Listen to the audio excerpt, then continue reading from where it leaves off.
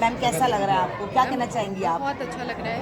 मैं ये कहूँगी कि हमें सभी को योग और प्रकृति के साथ में रहना चाहिए। योग कर्म शुभौषधम और आहारी औषधि के नारे को हमें अपने जीवन में इम्प्लीमेंट करना चाहिए, यही दूसरों को संदेश देना चाहिए। तो मैं समझती हूँ कि योग और प्राकृतिक चिकित्सा हम अपने जीवन में अपनाएंगे तो सारा देश और सारा वर्ल्ड अपनाएगा। क्या बात है। तो आप देख सकते हैं मैम बहुत अच्छी क्लासेस बच्चों को देती हैं और बहुत अच्छी तरह से मैंने आज नोटिस किया यहाँ सभी लोगों ने बहुत खूबसूरत तरीके से योगा क्लासेस ली। हफ्ते में 2 बार योगा क्लासेस होती हैं और मैम यहाँ की स्टूडेंट भी रह चुकी हैं। सबसे अच्छी बात यहाँ है कि जितने भी लोग यहाँ पर योगा सिखा रहे हैं सब यहाँ स्टूडेंट रह चुके हैं।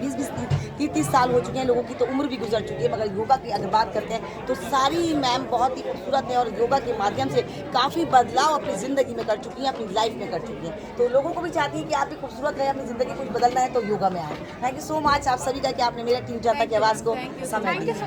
Love you ma'am, love you ma'am.